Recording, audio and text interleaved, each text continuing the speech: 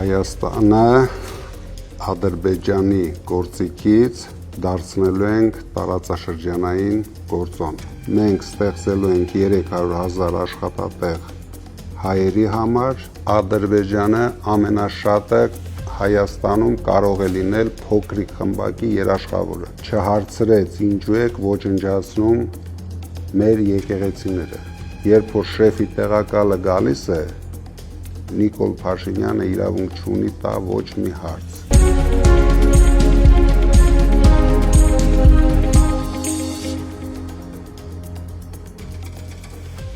Պարոն Կարապետյան, բարև ձեզ։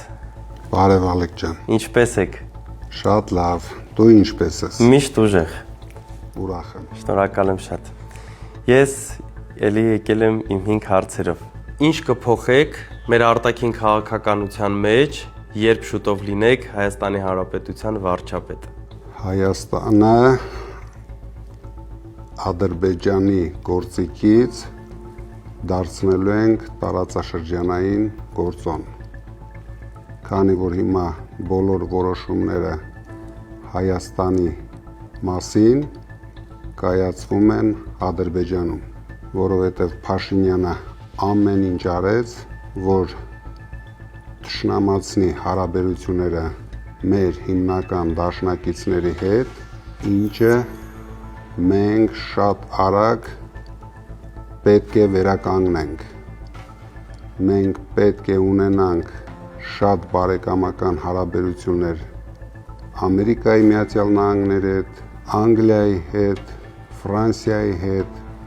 Չինաստանի հետ, ինչպես նաև մեր բարեկամ Ռուսաստանի հետ։ Միայն այդպես մենք կարող ենք լուրջ երաշխավորություններ ապահովել գերտերություններից։ Հաջորդ հարցս մեր այն հայտարարությանը, որ Նիկոլ Փաշինյանը իր վարած քաղաքականության արդյունքում 300,000 ադրբեջանցի է բերելու Հայաստան, արձագանքել է, որ չի քննարկվում հարց արցախցիների վերադարձը Արցախ եւ չի քննարկվում հարց 300,000 ադրբեջանցիների գալը Հայաստան։ Խնդրում եմ ձեր կարծիքը կասեք։ 20 թվականից հետո ոչ Ադրբեջանը, ոչ Թուրքիան Նիկոլ Փաշինյանի հետ ոչ մի հարց չեն քննարկում։ Ադրբեջանի նախագահան անում է հայտարարություն, փոքրիկ խմբակը իր ղեկավարի հետ վազելով կատարում են այդ հայտարարությունները։ Դրա համար ես վստահ եմ, որ իրենց հետ քննարկող չկա, բայց մենք այդ ամենը կանգնեցնելու ենք։ Մենք ստեղծելու ենք 300,000 աշխատատեղ հայերի համար։ Նիկոլ Փաշինյանը հայտարարություն արեց, որ Ադրբեջանի եւ Հայաստանի գործարարները կարող են ուղիղ միմյանց հետ աշխատել։ Ես խնդրում եմ ձեզ ասել, արդյոք կարելի է վստահել Ադրբեջանի գործարարներին եւ թույլ տալ, որ ներդրումներ անեն Հայաստանում եւ հողեր առնեն Հայաստանում։ Դուք վստահ եղեք, եթե Ալիևին եւ Նիկոլ Փաշինյանին հաջողվի վերաբնակեցնել 300,000 ադրբեջանցու Հայաստանում, հաջորդելու են քայլեր, գնելու են հողեր, կառուցելու են գործարաններ, որտեղ աշխատելու են ադրբեջանցիներ։ Մենք այդպիսի օրինակ ունենք հարևան Վրաստանում, Սաակաշվիլու սխալների հաշվին Բաթումին նմանվել է թուրք-ադրբեջանական անկլավի։ Վերջերս ազգային ժողովի նախագահը Ալեն Սիմոնյանը հայտարարեց, որ Ադրբեջանն է Հայաստանի խաղաղության երաշխավորը։ Խնդրում եմ ձեր կարծիքը, հայերը վստահում են արդյոք Ադրբեջանին որպես Հայաստանի խաղաղության երաշխավոր։ Ադրբեջանը ամենաշատը Հայաստանում կարող է լինել փոքրիկ խմբակի երաշխավորը։ Հայաստանի երաշխավորը լինելու է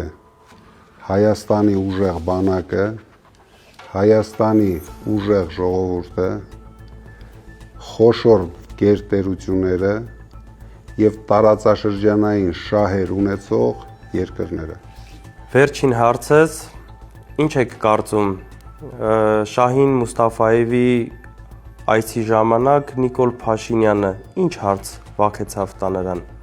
Հայաստանի շահերին վերաբերվող բոլոր հարցերը, այսինքն չհարցրեց ինչու եք ոչնջացնում մեր եկեղեցիները, ինչու եք ձեր բանտերում պահում մեր հայրենասեր հայրենակիցներին եւ ընդհանրապես երբ որ շեֆի տեղակալը գալիս է Նիկոլ Փաշինյանը իրավունք չունի տա ոչ մի հարց, ինքը միայն լսողի դերում է։ Շնորհակալ եմ պարոն Կարապետյան, ձեզ լավ օր։ Շնորհակալ եմ Ալիք ջան։